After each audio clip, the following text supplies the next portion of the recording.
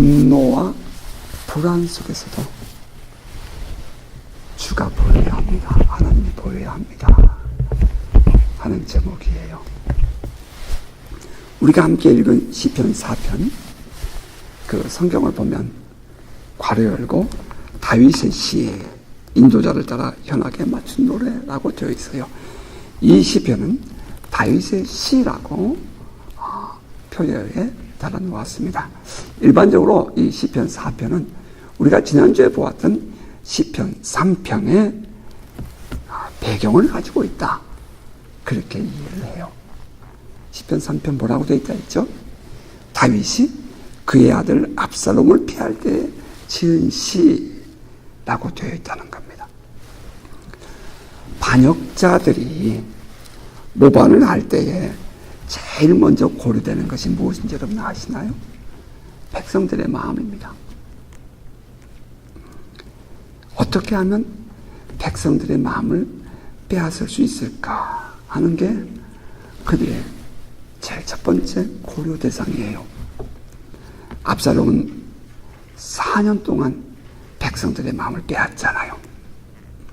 그는 예루살렘 성문에 서서 다윗 왕에게 재판을 받으러 나오는 이스라엘 백성들, 그들을 만나서는 이렇게 말해요. 다윗 왕이 너희들을 위해서 재판관을 세운 일이 없어, 세우지 않았어. 그래서 내가 너희들을 재판해 줄게, 이렇게 말을 해요. 그렇게 하면서 이 백성들의 마음을 압살롬이 빼앗아갑니다. 백성들이 압살롬에게 고마워하면서 절을 하면 그가 앉았던 의자에서 쫓아내려가서 아주 겸손한 모습으로 그를 안고 입 맞추면서 백성들의 마음을 빼앗아갑니다. 이제 압살롬은 날이 갈수록 백성들로부터 인정을 받았습니다. 마땅히 왕에게 향해야 할 백성들의 마음은 이제 거짓말을 하는 압살롬에게로 향하게 되죠. 헤브론에서 압살롬이 반역을 했을 때에 전 이스라엘의 사람들의 마음이 압살롬에게 있었습니다. 그러자 신하가 황급히 들어와서 다윗에게 말합니다. 인심이 모두 압살롬에게로 향했습니다. 여러분, 우리 한국 사람들 자주 들었고 하는 말 있죠? 민심이 천심이라고. 이 말이 얼마나 거짓된 말인지 우리는 오늘의 이 압살롬의 반역에서 보게 됩니다. 다수결의 원칙이요? 죄송해요. 그의 허구가, 감추어진 허구가 지금 이 압살롬의 반역 뒤에 들어있는 것입니다. 다윗 왕은 거짓된 말들로 인해서 매우 고통스러웠습니다. 백성들은 그 거짓된 말을 진실인 양 받아들였죠.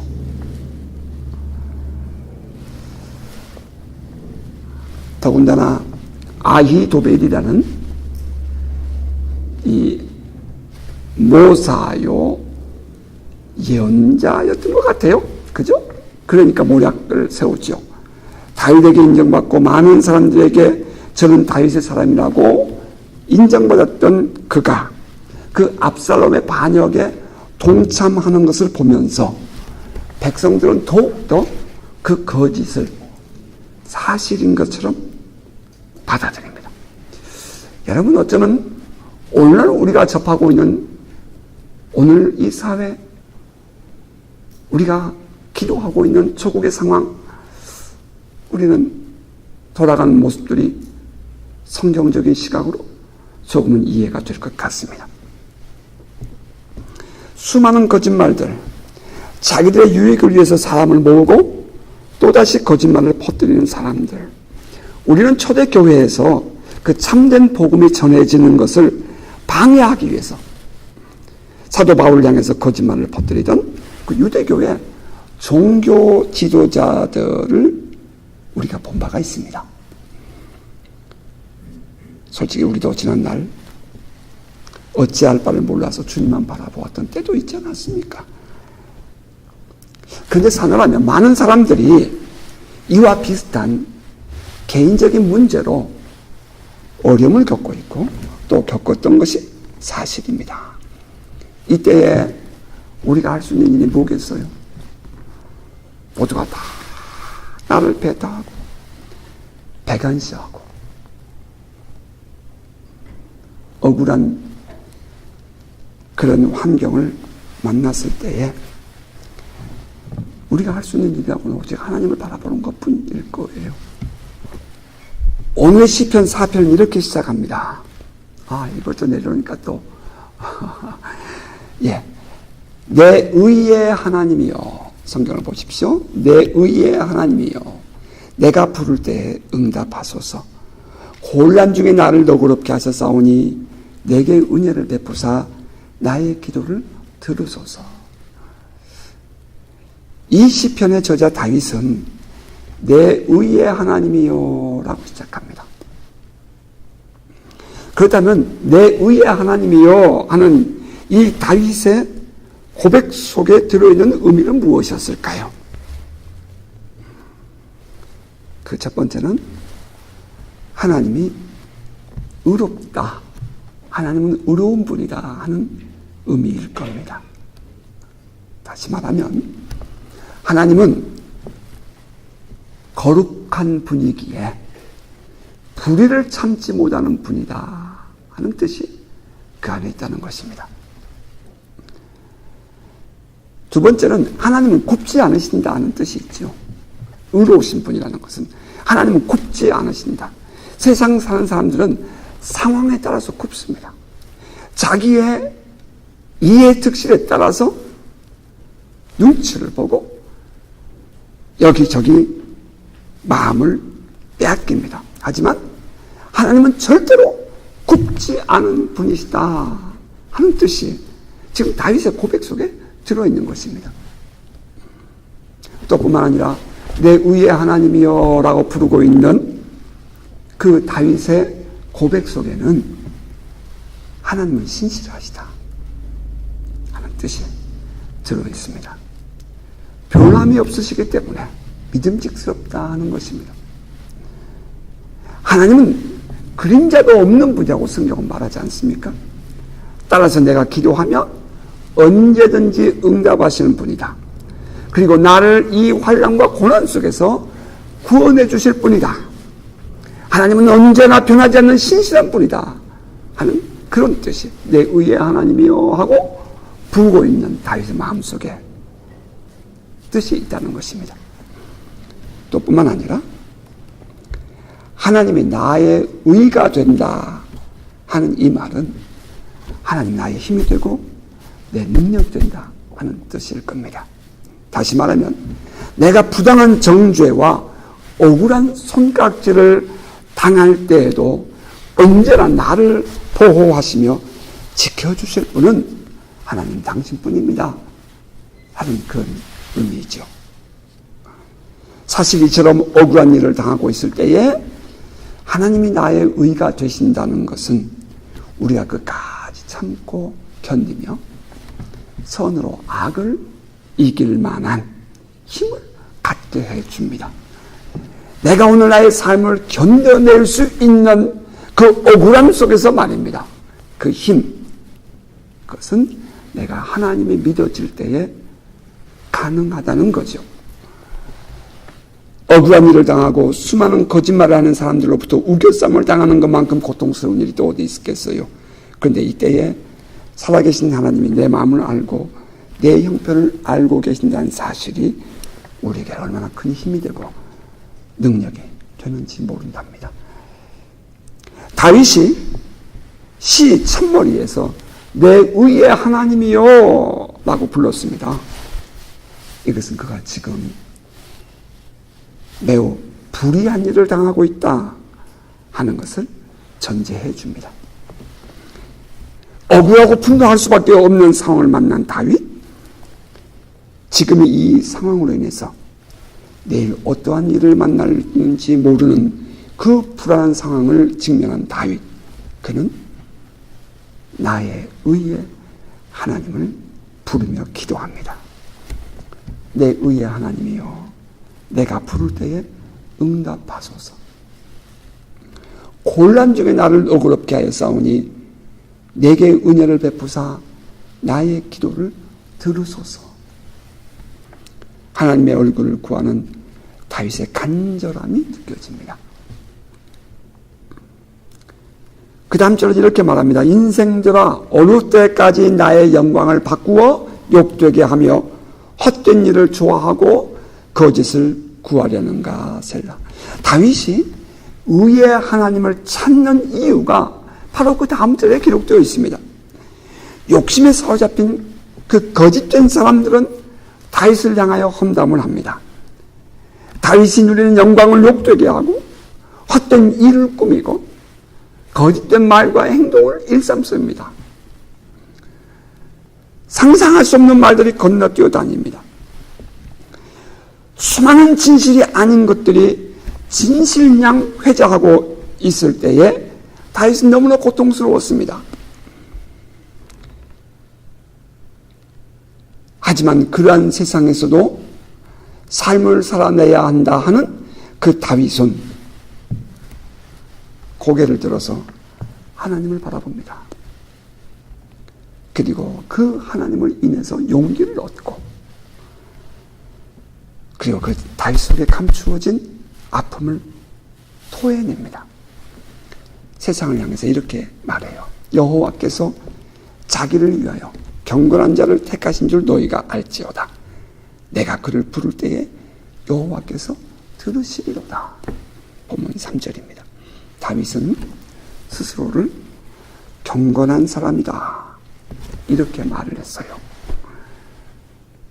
그런데 솔직히 다윗이 자기가 지난날에 행한 경건치 못한 일들을 잊어버렸기 때문에, 그래서 이렇게 자기가 하나님이 택하신 경건한 자라고 말했을까요? 저는 그것은 아니라고 생각합니다. 그는 평생에 잊지 못할 아픔을 그는 가진 사람이었습니다. 그는 조그만 어려운 일을 만나도 혹시 그때 그 때문에, 그 일 때문에 내가 지금 이런 어려운 일을 만나고 있는 것 아닌가 마음을 졸이며 하나님의 얼굴을 구했을 것임에 틀림없습니다. 모든 사람들이 그렇듯이 말입니다. 그는 자기가 행했던 자기의 실수, 자기의 허물을 알았습니다. 결코 잊지 못했을 것이라고 확신합니다. 때로는 우리가 넘어져서 죄를 짓기도 해요. 예. 우리는 그것을 깨달으면 주님께 회개하죠. 그러고 나면 잠시 동안은 마음이 편해집니다. 이제 용서받았다 하는 안도감이 우리를 사로잡습니다. 하지만 또다시 하나님의 성전에 나오면, 하나님의 면전에 서게 되면 그때 회개한 것은 전혀 생각하지 않고 또다시 그 죄를 기억하면서 회개를 하는 경우가 있다는 것입니다. 여러분 그렇지 않습니까?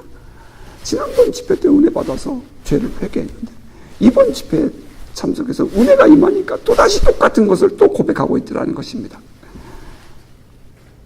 이것 엄밀히 말하면 잘못된 신앙이죠. 자, 여기에 두 가지 원인이 있습니다.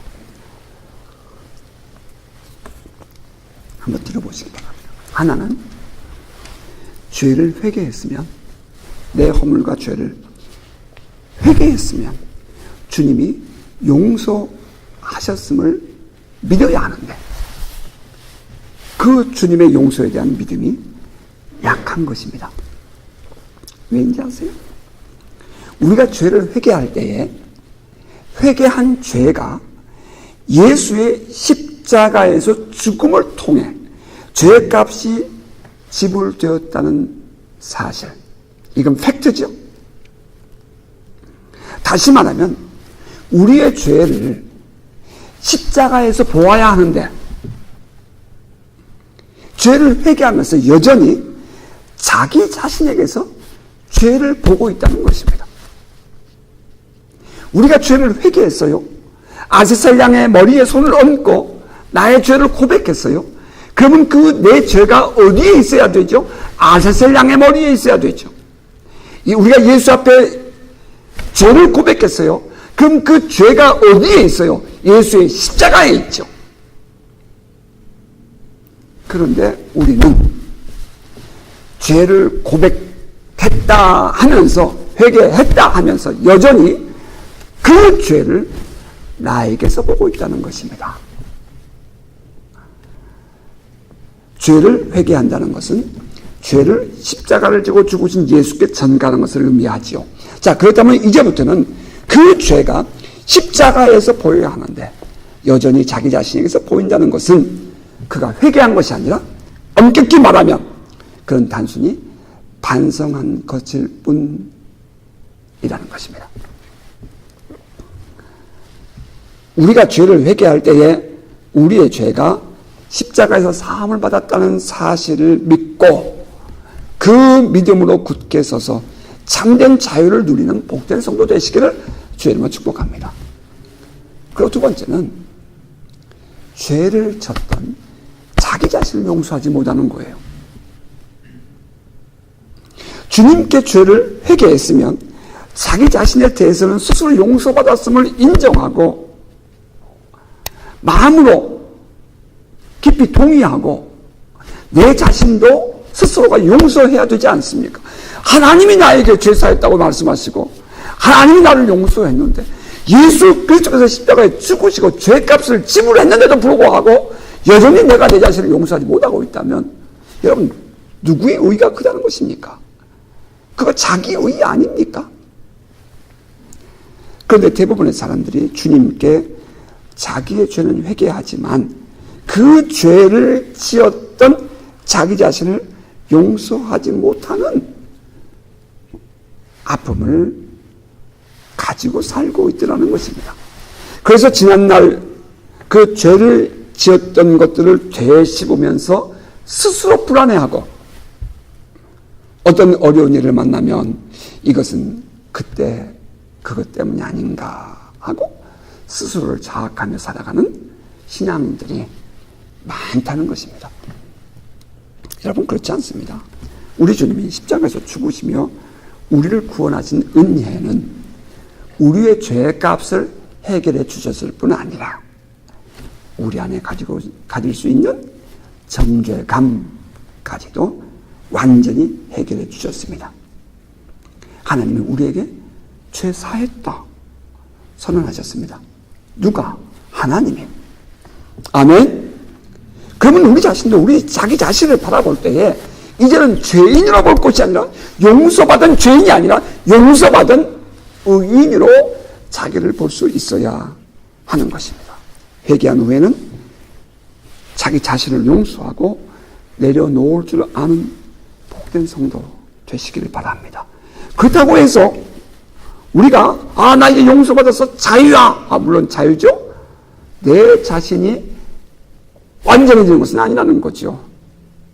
이제는 내 안에 그리스도가 살고 내가 그리스도 안에서 살면서 이젠 그리스도와 함께 살아가는 법을 배워가고 이젠 그 안에서 성숙한 신앙인으로 성장해야 하는 것입니다. 다윗은 스스로를 하나님이 인정한 경건한 사람이라고 말했습니다. 그가 교만해서 그런 소리를 한 것일까요? 그가 그렇게 말할 수 있었던 것은 하나님의 구원과 죄사함이 전제된 고백이었습니다. 원수는 세상 사람들을 통해서 이 모든 고통스러운 결과는 내가 사는 동안 지은 죄 때문이야. 너가 하나님 앞에 범죄했기 때문이야. 정죄하지만 다윗은 스스로 인정하기를 나는 하나님께 선택받은 사람이야 라고 확신을 하면서 그 확신으로 인해 지탱할 힘을 얻습니다. 엄격히 생각해 보면 내 자식이 아니면 실수해도 못 본 척하고 지나갑니다. 하지만 내 자식이라면 야단을 치고 바르게 이끌어줄 겁니다. 지금 다윗이 그걸 본 겁니다. 하나님이 나를 선택했어. 그래, 맞아. 내 실수 때문이야. 지금 압살롬을 다녀고 나의 연약함 때문이야. 알아. 하지만 하나님이 나를 용서했어. 나는 하나님의 선택된 사람이야. 하나님 내게 기름 부으신 사람이야. 우리가 지난 시편 2편과 3편을 묵상하면서 다윗 안에 있는 그 담대함을 우리는 함께 묵상했었습니다. 다윗은 여전히 변함없는 하나님과의 교통, 하나님과 함께 살아감, 하나님과의 교제를 자기가 하나님께 선택받은 경건한 사람의 근거로 말을 합니다. 내가 기도하면 하나님이 들으시고 응답하셔. 그러면 너희는 들으라. 그게 4절입니다. 너희는 떨며 범죄하지 말지어다. 자리에 누워 신중히 말하고 잠잠할지어다. 시편 기자의 외침은 담대했습니다. 지금 그가 당하고 있는 환경이 어떻다고요? 압살롬의 반역입니다. 많은 사람들, 모든 백성들이 하나님이 저를 버렸다고 평가했던 그런 상황이에요. 주변의 상황은 결코 호락하지 않았습니다. 모든 정황은 다윗이 설 곳이 없어 보여요. 바로 그때에 고개를 들어서 하나님 앞에서의 자신을 인식하고 자신의 정체성과 자신의 자리를 확인한 다윗은 담대해졌습니다. 자, 우리는 여기서 형들의 도시락을 들고 전쟁터에 갔던 어린 다윗이 골리앗과 싸운 이야기가 생각납니다. 전쟁의 형국은 골리앗 장군이 이끄는 블레셋의 우세였습니다. 사무엘상서 17장 이야기입니다. 골리앗은 크게 외치며 조롱합니다. 너희가 어찌하여 나와서 전열을 벌였느냐. 나는 블레셋 사람이 아니며 너희는 사울의 신복이 아니냐. 너희는 한 사람을 택하여 내게로 내려보내라. 그가 나와 싸워서 나를 죽이면 우리가 너희의 종이 되겠고 만일 내가 이겨 그를 죽이면 너희가 우리의 종이 되어 우리를 섬길 것이니라. 골리앗은 외쳐 부르짖습니다.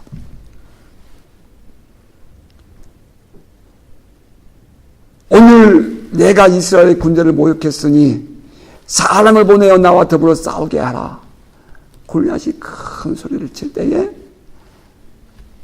이 외침을 듣는 이스라엘의 군대는 사기가 꺾였습니다. 전쟁터에서 사기가 꺾이면 지는 거죠. 사울과 온 이스라엘이 블레셋 사람의 이 말을 듣고 놀라 크게 두려워하니라. 골리앗이 소리를 외칠 때에 다시 말하면 지금 우리가 만나고 있는 나의 현실, 내 앞에 보이는 환난과 고난, 역경, 혹은 그 반대하는 사람들의 큰 소리, 그런 것들로 인해서 마음이 주눅이 들었다 이 말입니다. 이스라엘 군대는 모두가 다 두려워서 어느 누구도 한 발짝도 나갈 수 없는 그런 상황이었습니다. 바로 그때야 어린 다윗이 이렇게 말합니다. 그것을 멀리서 보고 있었던 다윗이 이 할례받지 않은 블레셋 사람이 누구이기에 살아계신 하나님의 군대를 모욕하느냐. 사울 왕 앞에 나아간 어린 다윗은 이렇게 말하지요. 여호와께서 나를 사자의 발톱과 곰의 발톱에서 건져내셨은즉 나를 이 블레셋 사람의 손에서 건져내시리이다. 다윗에게 있어서의 하나님은 실제였습니다. 저 골리앗이 실제였던 것처럼 다윗에게 있어서의 하나님은 실제였어요. 이것은 단순히 신앙이 아닙니다. 오늘날 말하는 철학과 사조가 아닙니다. 이 다윗에게, 이 어린 다윗에게 하나님은 리얼리티, 사실, 실제였어요. 오늘날 우리들의 신앙은 어떻습니까?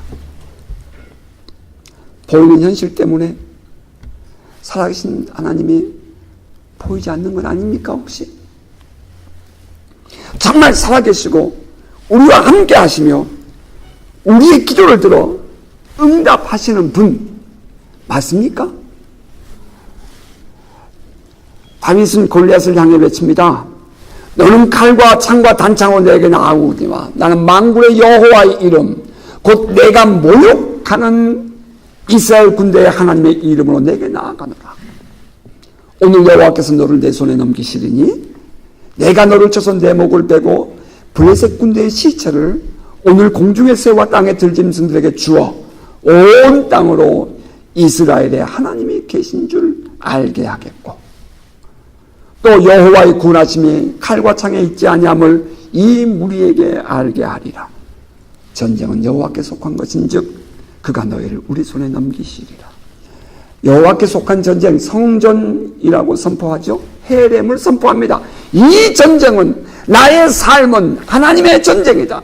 나의 삶은 하나님이 하신다. 오늘 내가 만나고 있는 모든 삶의 이 모든 환경들은 내 아버지가 내 앞서 행하시며 이끌어 가신다. 여기서 이 어린 다윗이 이처럼 담대할 수 있었던 근거가 어디에 있었을까요?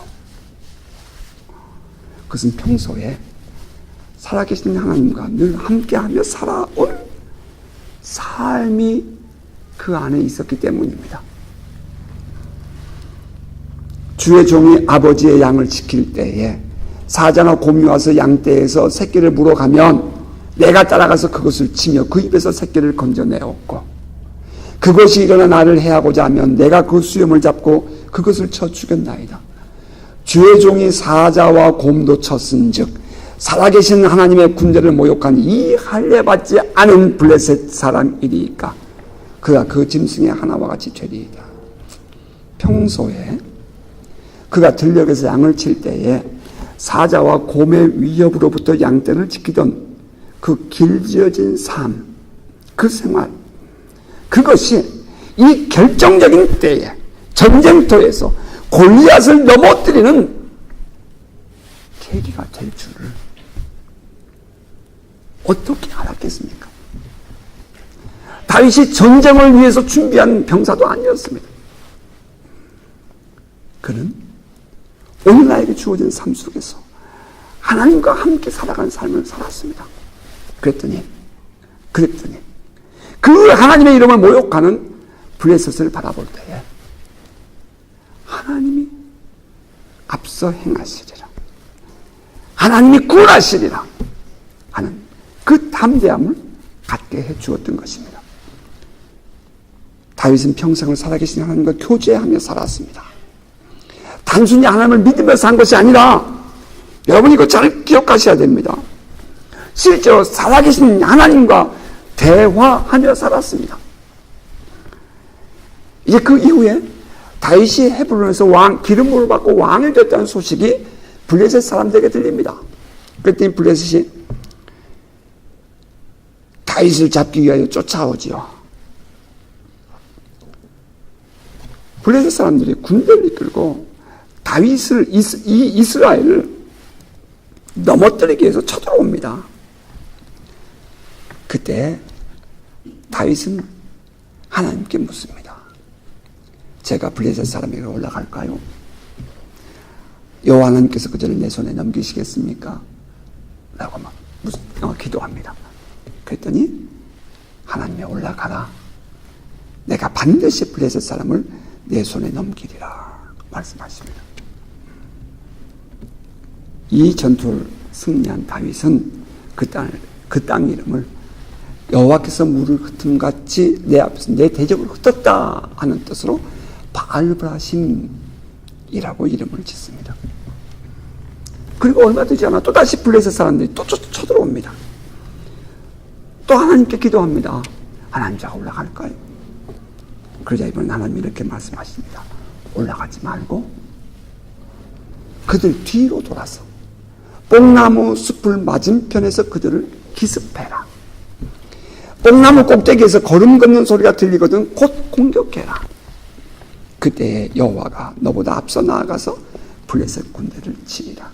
많은 우리 신앙인들은 이 하나님과의 대화를 통해서 신앙생활을 하는 것이 아니라 관성에 의해서, 지난날 내가 경험했던 것에 의해서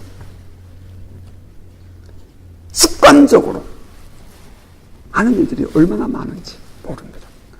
다윗을 보세요. 블레셋과의 싸움을 이겼습니다. 다음에 또 쳐들어왔습니다. 또 묻습니다. 그때 하나님이 그렇게 하지 마라. 이번엔 뒤로 가서 기습을 해라. 말씀을 따라 행한 다윗은 그 전쟁을 크게 승리합니다. 다윗에게 있어서 하나님은 어떤 분입니까? 그가 기도하면 아주 구체적으로 응답하시는 살아계신 하나님이십니다. 오늘날 우리에게 있어서의 하나님은 어떤 분이십니까? 세상 사람들이 비웃고 조롱할 때 기가 죽어서 세상이 커 보이고 약해지는 우리의 신앙은 아닌지 우리 스스로에게 질문해 봅니다. 살아계신 하나님이 보인다면 다윗처럼 곤란 중에 하나님의 응답을 구하며 기도하지 않겠습니까? 그러므로 시편의 기자 다윗은 또 이렇게 말합니다. 5절입니다. 의의 제사를 드리고 여호와를 의지할지어다. NIV는 이렇게 말했어요. Offer right sacrifices. 의의 제사를 드리고 Trust in the Lord. 여호와 하나님을 신뢰해라. 의지 안 하고 되어 있는데 Trust in the Lord라고 했다는 거예요. 올바른 제사, 곧 올바른 예배를 드려라. 그리고 살아계신 하나님을 신뢰해라. Trust in the Lord. 인생들아 어느 때까지 나의 영광을 바꾸어 욕되게 하며 헛된 일을 좋아하고 거짓을 구하려는가 라고 말했던 바로 그 주인공들에게 다윗을 조롱하고 비웃던 거짓된 인생들, 그들에게 다윗은 말합니다. 의의 제사를 드리고 여호와를 의지하라.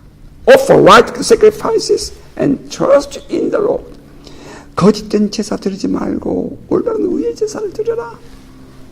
하나님의 응답하시지 않는 제사, 단순히 사람들을 속이고 하나님을 속이는 그런 외식적인 제사 말고 진정으로 살아계신 하나님을 만나는 제사를 드려라. 그런 예배를 드려라 이 말입니다. 억지로가 아니라, 의무적으로가 아니라 정말 하나님을 만나는 예배, 하나님 받으시는 예배, 하나님이 응답하시는 예배가 우리 안에 있기를 주의 이름으로 축복합니다. 그리고 다윗은 말하기를 하나님을 신뢰하고 의지해라 이렇게 말하죠. Trust in the Lord. 하나님께 맡긴다는 것이 쉬운 일은 아닙니다. 그동안 몸부림치고 가슴앓이 하다가 어쩔 수 없어서 하나님께 맡기는 것이 때로는 내가 그래도 되나 싶은 마음이 들기도 하지만 그렇다 할지라도 우리는 하나님의 자녀 아닙니까? 하나님께 구하면 하나님이 응답하시지 않겠습니까? 하나님이 언제 시간 하실까 보셨어요? 진실하고 정직하게 하나님의 얼굴을 구하는 자를 하나님은 만나주십니다. 예레미야 선지자를 통해서 주님은 말씀하셨지요. 너는 내게 부르짖으라. 내가 내게 응답하겠고 내가 알지 못하는 크고 은밀한 일을 내게 보이리라. 그 예레미야서 29장 11절 이하는 말합니다. 여호와의 말씀이니라.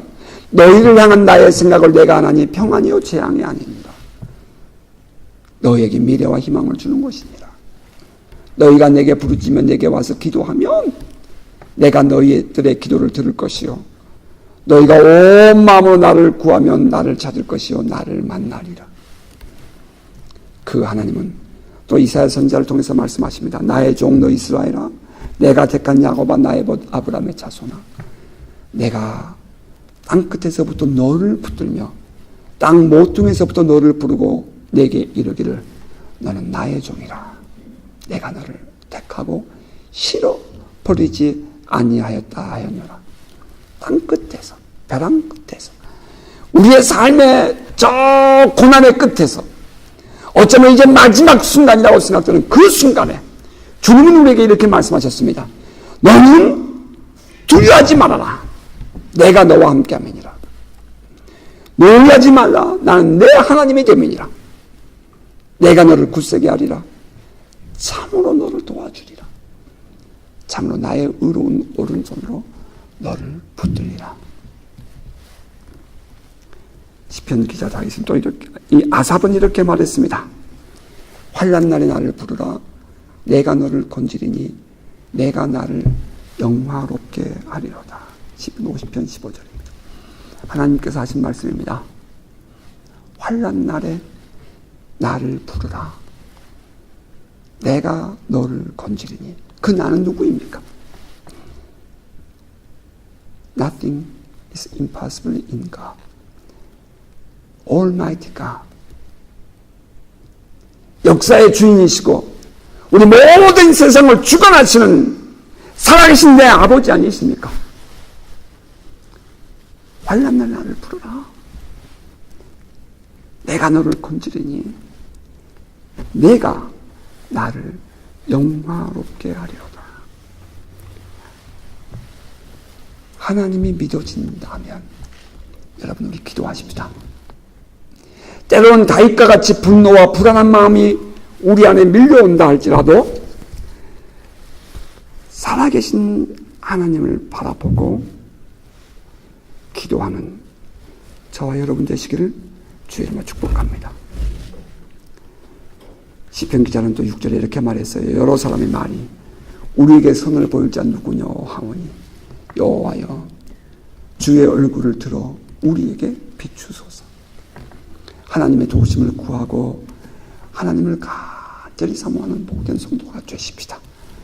세상 사람들이 우리를 도와줄 것 같지만 아닙니다, 여러분. 살아계신 하나님만이 우리의 답입니다.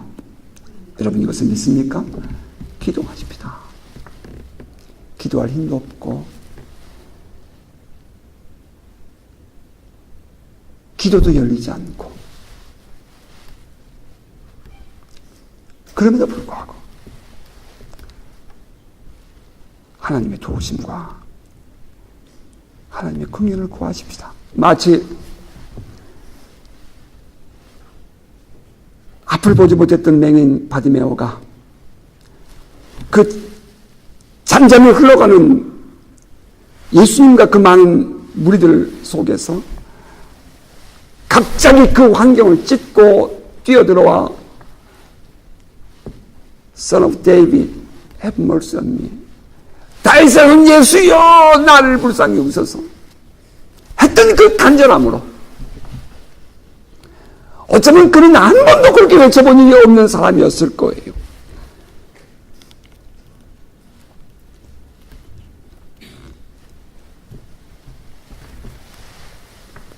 바리새인의 집에 모여서 식탁을 맡고 있는 예수님과 그 많은 제자들, 그들 속에 옥합을 들고 머리를 풀어헤친 채 달려들어오는 그 마리아처럼 말입니다. 오늘 나에게 주어진 나의 삶의 환경들이 어떠하든지 그 문제가 하나님께 있음을 알고 그 문제의 답이 하나님이심을 인정한다면 하나님께 구하지 못할 것이 어디 있습니까?